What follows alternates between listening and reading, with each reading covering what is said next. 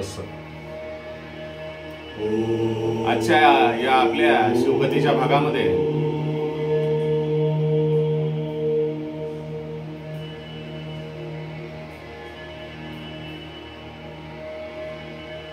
आपण द्वितीय रुद्रसंहिता पाहणार असून आतापर्यंत आपण विद्येश्वर संहितेमध्ये भगवान श्री शिवशंकर यांच्या चरित्रावर प्रकाश टाकला होता. आजपासून आपण द्वितीय रुद्रसंहिता ओम सत्यं शिवं सुंदरम, ओम सत्यं शिवं सुंदरम, द्वितीय रुद्रसंहिता यातील पहिला भाग, पहिला अध्याय, जे भगवान श्री शिवशंकर या पूर्ण विश्वाची उत्पत्ती, पालन आणि लय यांचे एकमात्र जे कारण आहे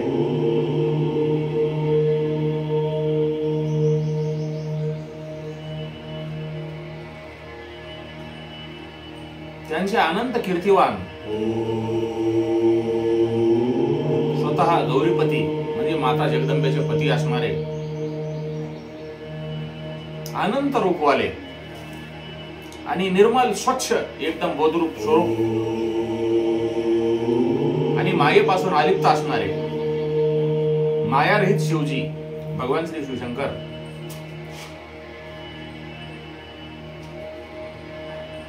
यांना माझा नमस्कार आहे. श्री व्यासजी सांगतात, भगवान श्री शिवशंकर आणि माता पार्वती जगदंबा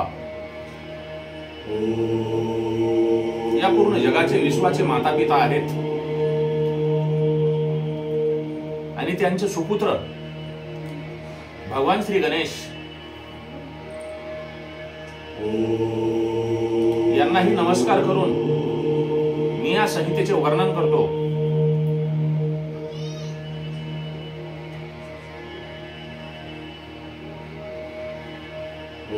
असे वेदव्यास सांगतात. एक वेळेची गोष्ट आहे.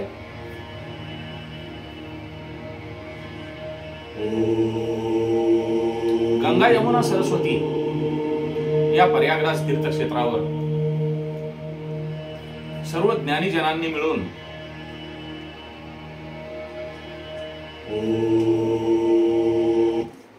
जो यज्ञ तयार केला होता,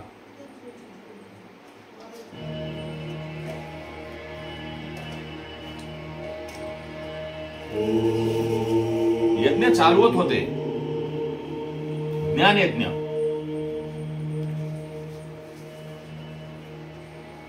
तो चालत असताना व्यास शिष्य श्री सूत यांना सर्व ऋषी मुनींनी 3 प्रश्न विचारले. हे मुनिवर,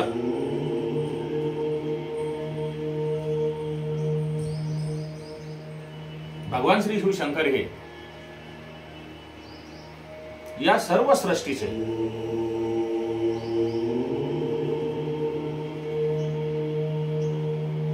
पालनहार, तारणहार आणि उत्पत्ती करणारे असून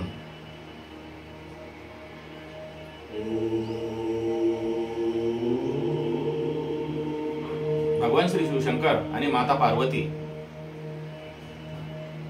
यांचे सर्वश्रेष्ठ रूप काय आहे आणि माता पार्वती सहित त्यांचे दिव्य चरित्र काय आहे,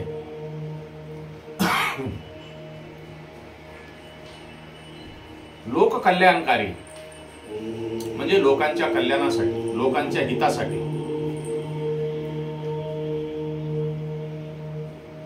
भगवान श्री शिवशंकर कसे प्रसन्न होतात आणि प्रसन्न झाल्यानंतर ते आपणास काय फळ देतात.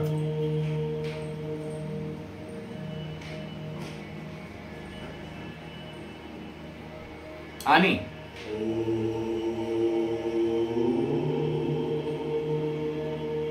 ब्रह्मा विष्णू महेश या तिन्ही देवता भगवान श्री शिवशंकर यांच्या शरीरापासून उत्पन्न झाले असून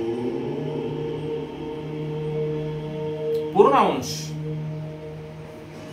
भगवान श्री शिवशंकर आणि माता पार्वती यांचा विवाह कसा झाला, यांचे लग्न कसे झाले, या सर्व घटनांचे, या सर्व लीलांचे सविस्तर विवेचन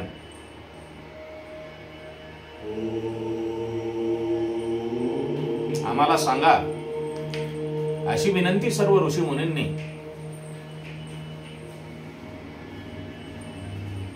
भगवान श्री सूत यांना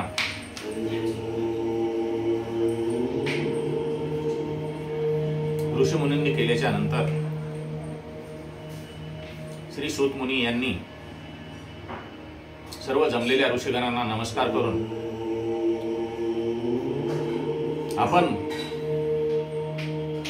एकदम छान प्रकारे उत्तम प्रश्न विचारलेले आहेत, त्यामुळे आपण सर्वांना धन्यवाद मी देत असून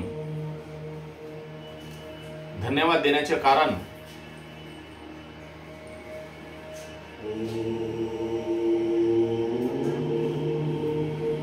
जे कोणी शिवभक्त आहेत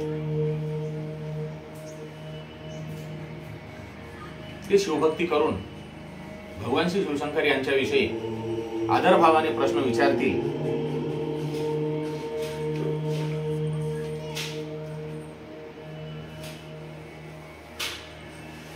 तो महात्मा गंगा जल की भाती म्हणजे गंगेच्या पाण्यासारखे पवित्र आहेत. आपण पण भगवान श्री शिवशंकर, माता पार्वती यांच्या बाबतीत जे प्रश्न विचारले, त्यामुळे आपण पण गंगेच्या शुद्ध जलासारखे, पाण्यासारखे पवित्र आहात.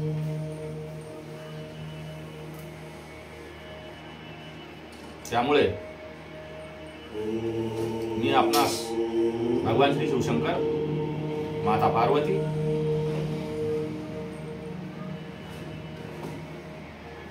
यांचे उत्तम चरित्र,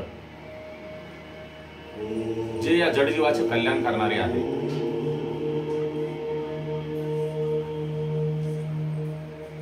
या कलियुगामध्ये नाम संकीर्तनाशिवाय पर्याय नाही आणि त्यामध्ये कमी वेळामध्ये प्रसन्न होणारे असे आमचे भगवान श्री शिवशंकर यांची भक्ती करणे म्हणजे आपल्या जीवाचं कल्याण करून घेणे आहे. म्हणून आपण एकाग्र चित्ताने भगवान श्री शिवशंकर यांचे आपल्या हृदयामध्ये ध्यान करून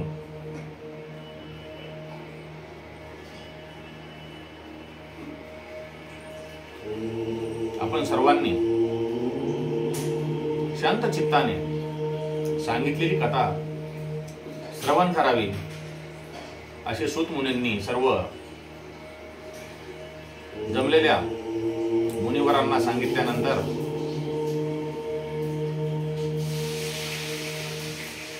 सर्व ऋषीवर कथा ऐकण्यासाठी तत्पर झाले असून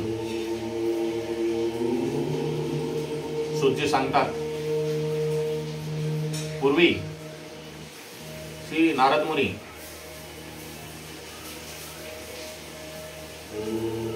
यांनी पण ब्रह्मदेव यांना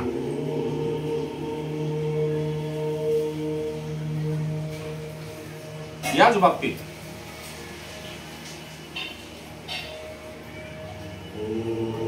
प्रश्न विचारून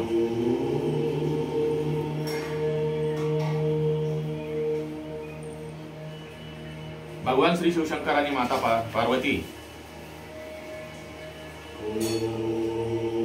यांच्या बाबतीत कथा सांगावी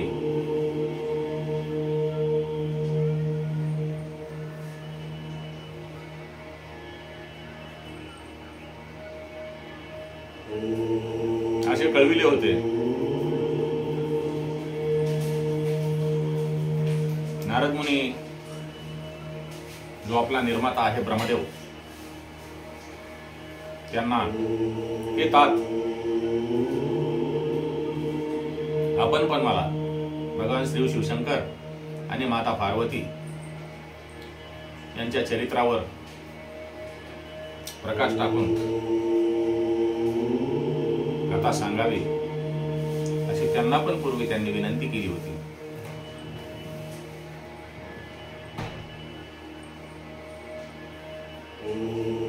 एकेकाळी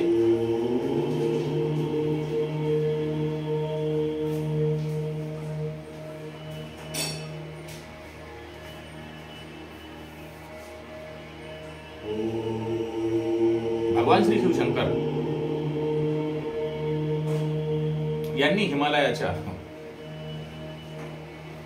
गुफेमध्ये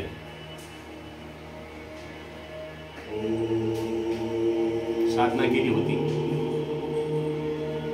आणि साधना केल्यानंतर त्याच गुफेमध्ये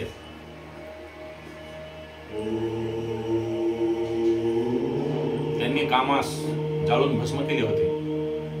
त्या ठिकाणी सूतमुनी सांगतात, हे जमलेले विप्रवर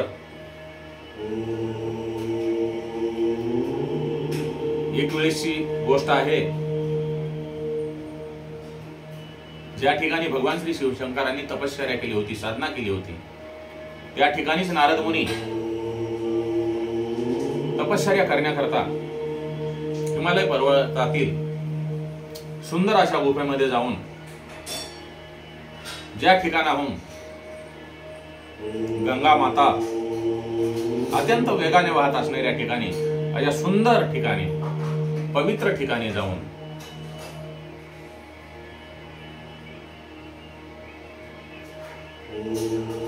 खूप दिवस तपश्चर्या केली.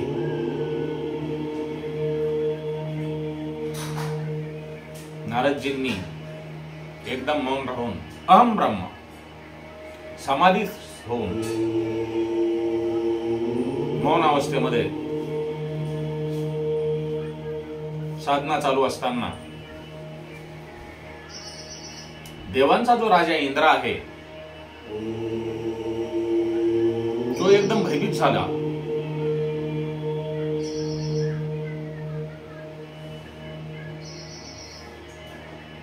आणि नारद मुनी यांची तपश्चर्या भंग करण्याकरिता देवांचा राजा इंद्र यांनी कामदेवाला पाचारण केलं. कामदेव हे महिषीचे पुत्र.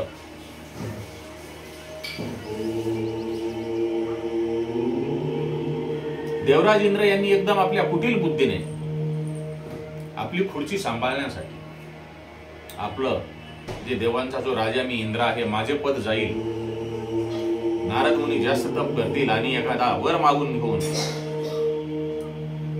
तो माझी गादी मागतील, माझी खुर्ची मागतील, माझं राज्यपद घेशील,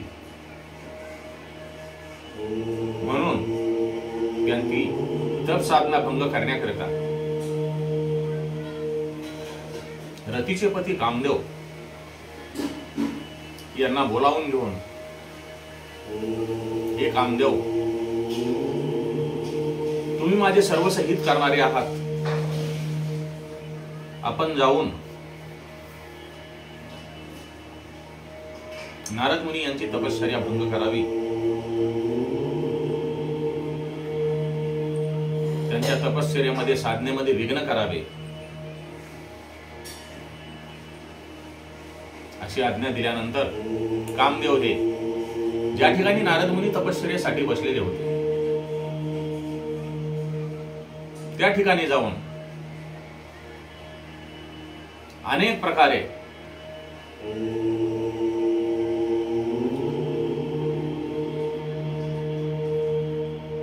नारद मुनी यांची तपश्चर्या भंग करण्याचा प्रयत्न केला. परंतु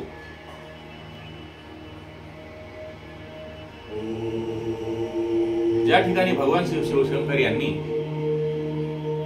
आपला तिसरा डोळा उघडून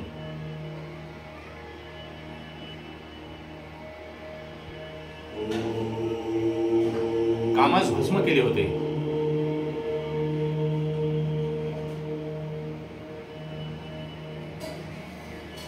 आणि त्यावेळेस पासून भगवान श्री शिवशंकर यांनी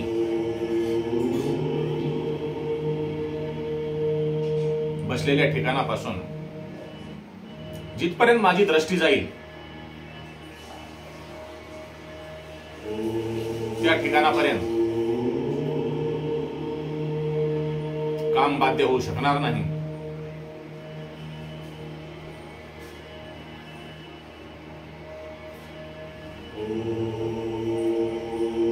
अशी भविष्यवाणी केल्यामुळे कामदेव नारद मुनी यांची तपश्चर्या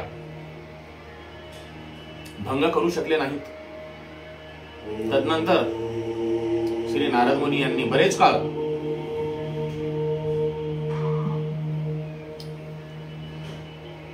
आपली तपश्चर्या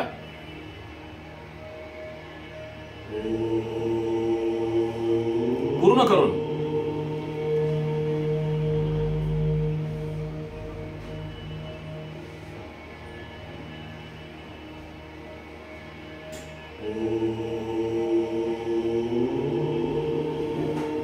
परत निघाल्यानंतर नारद मुनी यांना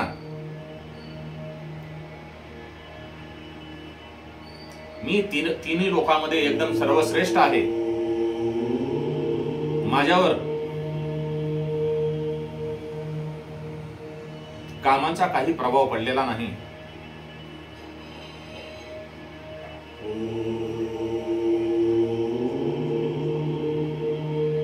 असा त्यांना गर्व भगवान श्री शिवशंकर यांच्या मायेमुळे पडल्यानंतर नारद मुनी यांची बुद्धी भगवान श्री शिवशंकर यांनी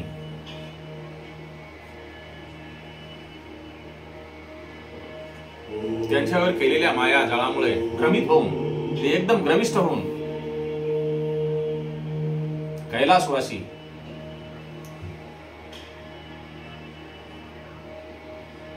कैलासपती भगवान श्री शिवशंकर यांच्या दर्शनासाठी नारद मुनी येऊन त्यांचे नतमस्तक होऊन दर्शन घेतले. हे भगवान,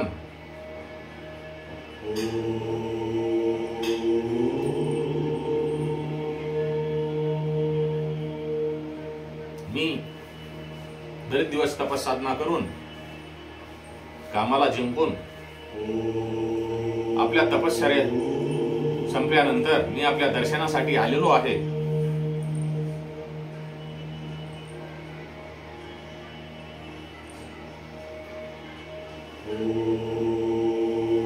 असे कळविले तेव्हा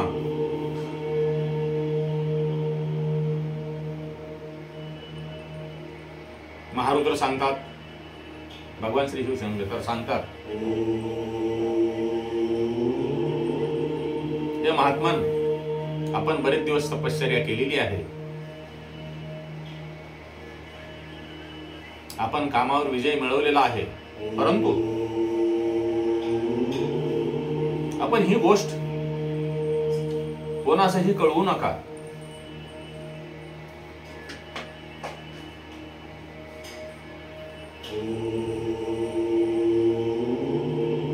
ही तपस साधण्याची गोष्ट ही गुप्त ठेवायला पाहिजे. साधना ही आपल्यापुरती स्मित असली पाहिजे. आपण जे करतो आहोत ते ज्ञानदान करणे योग्य आहे, परंतु केलेली साधना ही आपल्या पर्यंत स्मित असायला पाहिजे. तुम्ही मला एकदम प्रिय असून विष्णू भक्त आहात,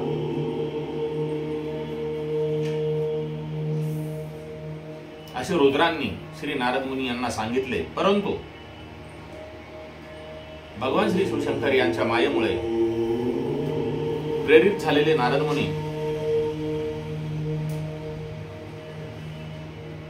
यांना ही रुद्रांनी सांगितलेली गोष्ट लक्षात आली नाही.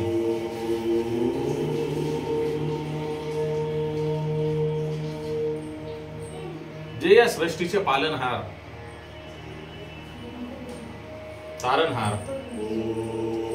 उत्पत्ती, स्थिती आणि लय यांचे सर्व असणारे आणि यांचाच मायाजाळ माया ही नारद मुनीच्या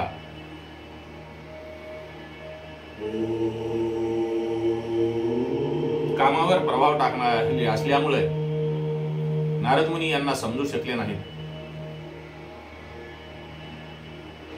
रुद्र यांनी नारद मुनींना तुम्ही ही गोष्ट कामावर विजय मिळवलेली कोणाचंही सांगू नका असे सांगितल्यानंतरही परत नारद मुनी आपले पिता ब्रह्मदेव यांच्याकडे आले आणि त्यांना नमस्कार करून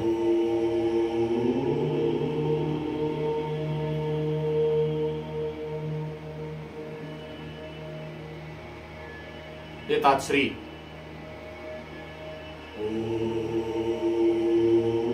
मी कामावर विजय मिळवलेला आहे असे सांगितल्यानंतर ब्रह्मदेव यांनी हे पुत्र,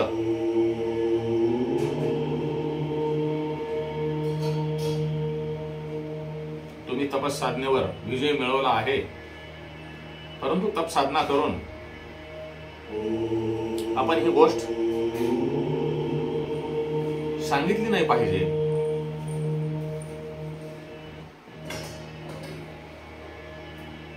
असे ब्रह्मलोकामध्ये निवास करणारे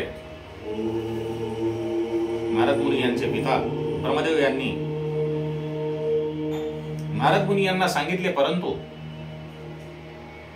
नारद मुनी यांना भगवान श्री शिवशंकर यांनी त्यांच्यावर टाकलेल्या मायेमुळे एकदम गर्व उत्पन्न होऊन मी काही कमी नाही, माझ्या एवढा कोणीही श्रेष्ठ नाही, मी आता तिन्ही लोकांमध्ये श्रेष्ठ आहे, कारण कामावर कोणीही विजय मिळवू शकत नाही आणि मी कामावर विजय मिळवलेला आहे.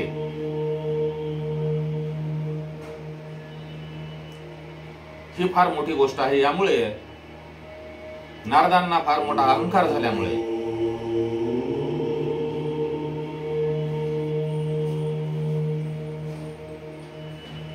नारद मुनी गर्विष्ठ झालेले आहेत.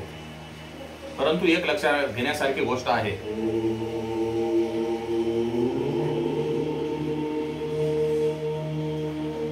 बाबा भोलेनाथ भगवान श्री शिवशंकर यांची जशी इच्छा असते तसेही या जगतामध्ये होत असते. भगवान श्री शिवशंकर यांच्या इच्छेशिवाय या जगामध्ये, या तिन्ही लोकांमध्ये काहीही होऊ शकत नाही. कारण हे पूर्ण जगत, पूर्ण सृष्टी, तिन्ही लोक हे भगवान श्री शिवशंकर यांच्या अधीन आहेत आणि त्या भगवान शिवशंकरांनी नारद मुनीवर आपले मायेचे मायास्त्र सोडल्यामुळे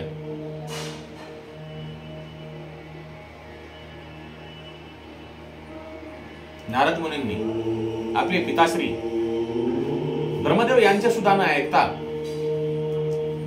ब्रह्मलोकातून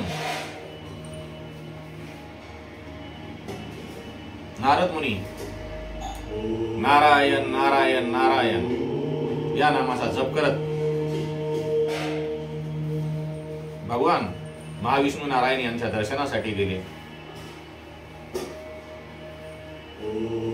तेथे दर्शनासाठी गेल्यानंतर भगवान महाविष्णू नारायण यांनी आपले भक्त शिरोमणी नारद मुनी यांचा यथोचित सत्कार केला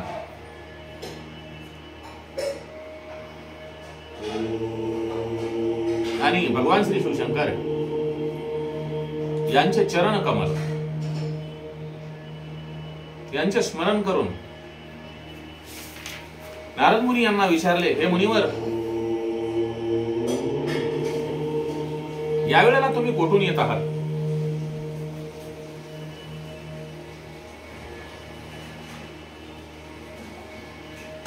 हे मुनिवर्य,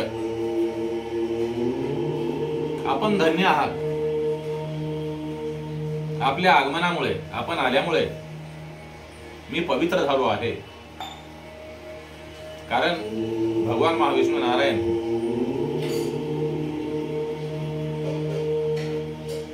यांनी नारद मुनी भगवान श्री शिवशंकर याचे मायेमुळे गर्वित झाले आहेत.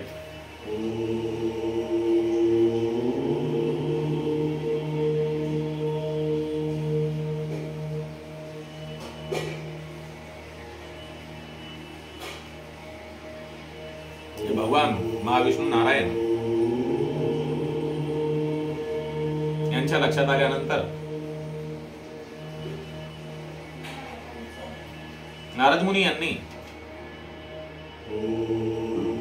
रुद्र आणि त्यांचे पिता श्री ब्रह्मदेव यांना जी कथा सांगितली होती की मी कामावर विजय मिळवलेला आहे,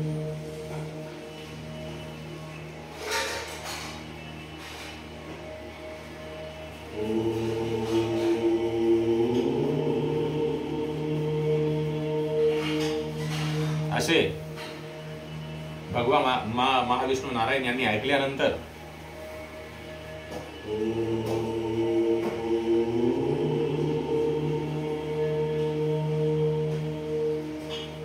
भगवान महाविष्णू नारायण यांनी भगवान श्री शिवशंकर याची स्तुती करून, हे भोलेनाथ, हे श्री शिवशंकर,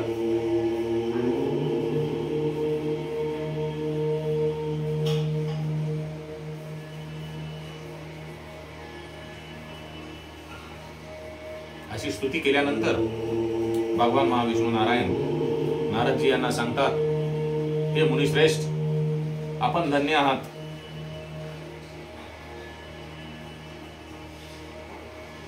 आपण कामावर विजय मिळवलेला आहे, कारण आपल्या हृदयामध्ये ब्रह्म विष्णू महेश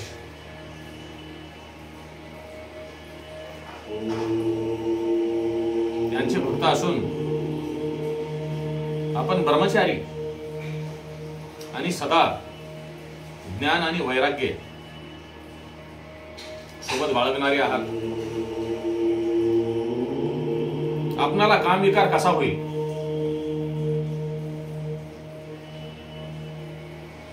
आपण तर जन्मानेच विकार रहित आहात.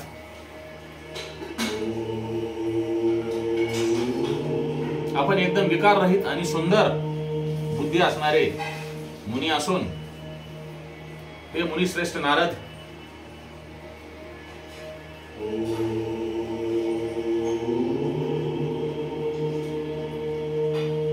आपण एकदम सर्वपरी असून आपण कामाला जिंकलेले आहे.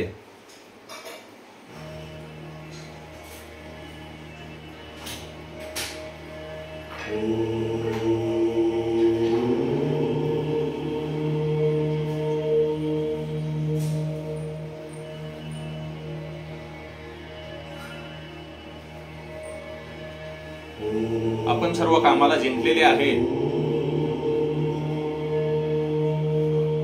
आपण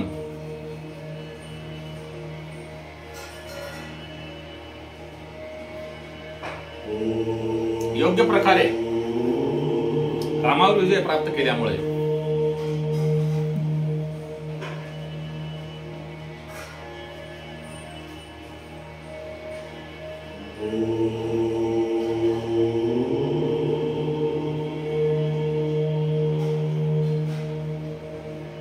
आपणास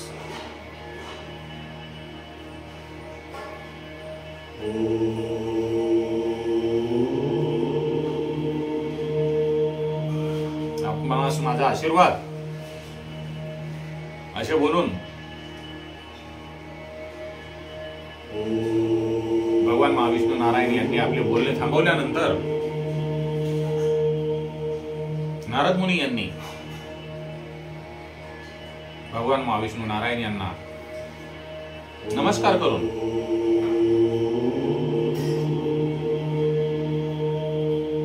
हे नारायण, आपण आमच्यावर सदैव कृपा असू द्यावी असे नारद मुनींनी भगवान महाविष्णू नारायण यांना नमस्कार करून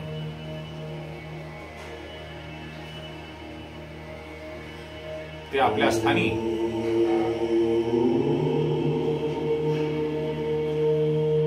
भ्रमण करण्याकरता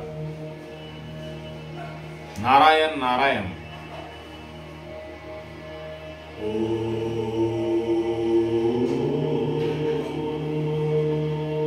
असे म्हणून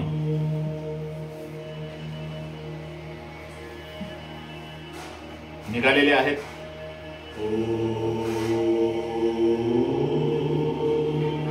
या पुढील भागामध्ये आपण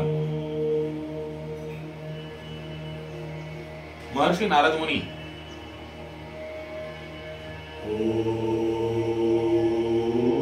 यांनी भगवान श्री शिवशंकर यांचे जे शिवगण आहेत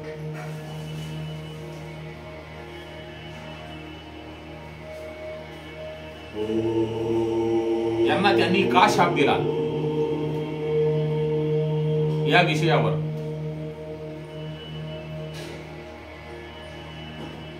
प्रकाश टाकणार आहोत आणि आजच्या कथेला इथे पूर्णविराम देणार असून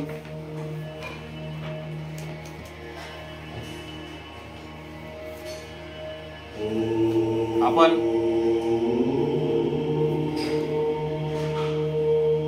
भगवान श्री शिवशंकर यांची प्रार्थना करू बसा आणि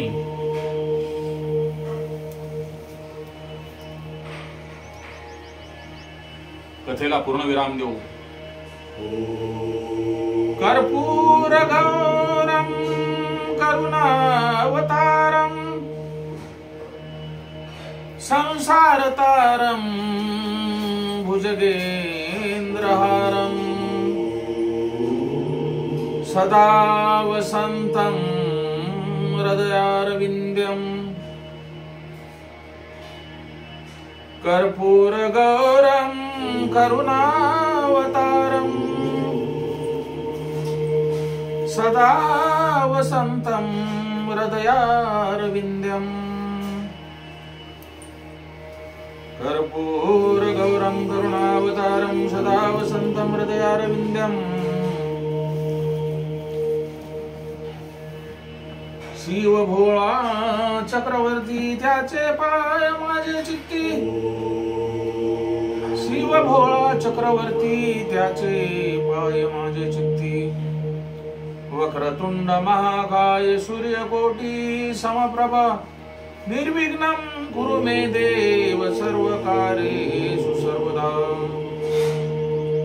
आता अभिनव वाग्विलासिनी जी चातुर्यार्थ कला कामिनी ती शारदा विश्वमोहिनी नमस्कारी लिमिया ती शारदा विश्वमोहिनी नमस्कारी लिमिया. हरि ओम तत्सत हरि ओम तत्सत हरि ओम तत्सत हरि ओम तत्सत.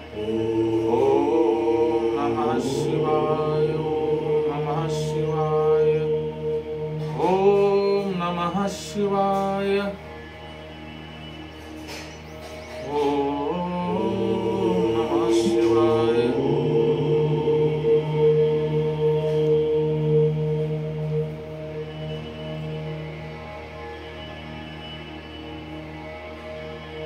Oh